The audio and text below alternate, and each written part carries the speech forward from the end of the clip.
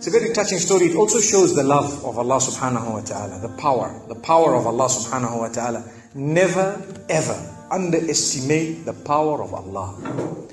You know, there was a sheikh who mentioned this in Saudi Arabia, and there was a doctor that visited him from Pakistan and told him a story that happened to him. So he says, what happened to me? He says, the doctor who's speaking is a top neurologist, one of the top doctors in Pakistan, or, you know, a very, very good doctor, very hard to meet.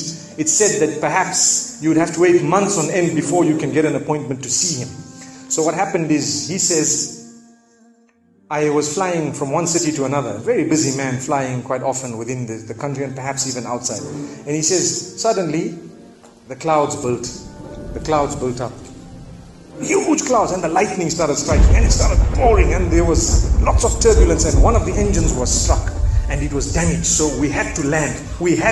And so what happened is, the landing was at a nearby little airport or a little strip and so on. And when they landed there, it was a remote area. How are you going to repair this aircraft? A few people who were on it, it was a small plane, they were, quite surprised because they landed it in such a remote place. No one's there to repair it. They would have to wait, definitely. So the doctor asks the captain or the pilot that, you know what, how long are you going to be? He says, no, we're going to be quite long. Well, I need to get to that area. Look, he says, it's just a 3-hour drive by vehicle. So why don't you just go by road? And you know, you can go there and get there. He says, okay, good idea, because this is going to take long. So he decides to go on one of the try-shows, you know, in Pakistan, one of the areas, wherever it was, and he jumped in. And as they started progressing, the clouds built again. And the lightning was striking, and the rain started pouring. And it was pouring so much that their vehicle could not move much more because of the mud and because of everything else. And so it was quite an open area with a bit of farmland. And after a while they realized, look, we're not getting anywhere. There's a little house here. Why don't we just go there? We can read our salah. Perhaps we can, see, have a bit of a meal or whatever else. And they decided to knock the door. Strange people, strange land, far off, out in the rurals. And so he knocks the door, and he's got his little bag and everything, and he walks in. An old lady happened to answer the door after a while, and they spoke to her saying, look, this is what has happened, and we're going from so-and-so to so-and-so, and we just want a place, we want to read salah and so on. And she said, no problem, you can come in. She had a little musalla, a little sajjada, and she had a little baby on the side, or not a baby, but a child. And the child, every little while, she's actually checking on the child, and she's sitting on that musalla, making dua and reading her own salah. These people fulfilled their salah, did whatever they had to.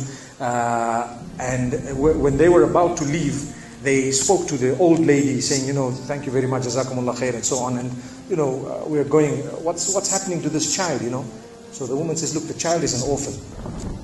And the child is unwell, not well at all, very sick. And we've been to all the doctors around. And subhanallah, I'm the grandmother of this child.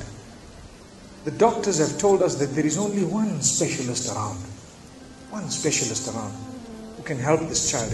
And we tried to make an appointment, but they asked us to come 6 months later. And it's far away. I've been making dua to Allah ever since that day. Ya Allah, make it easy for us. The child is sick. Make it easy for us, Ya Allah. So the man says, what's the name of that specialist? So the granny says, he's Dr. Ishan.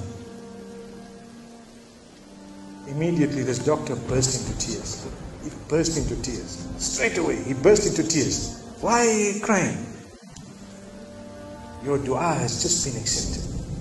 For your dua, the thunder came, the lightning came, the engine struck, we came down, we came on the road, the rain came again and stopped us and so on. And do you know what? The rain only stopped after the question was asked. Now it happened. And now the woman starts crying. Subhanallah. And the doctor himself is telling the story, saying, that was me. It happened to me, he says. And he says, I learned that Allah's armies are beyond limits. Allah uses whatever He wants to get what He wants done. It's over. Where in the wildest of the dreams of this person would they have felt or believed that the top man, whom it is semi-impossible to see without big appointments, would actually be driven all the way to the door, knock the door, come in here, read some salah, and they would have to serve the child here. Amazing.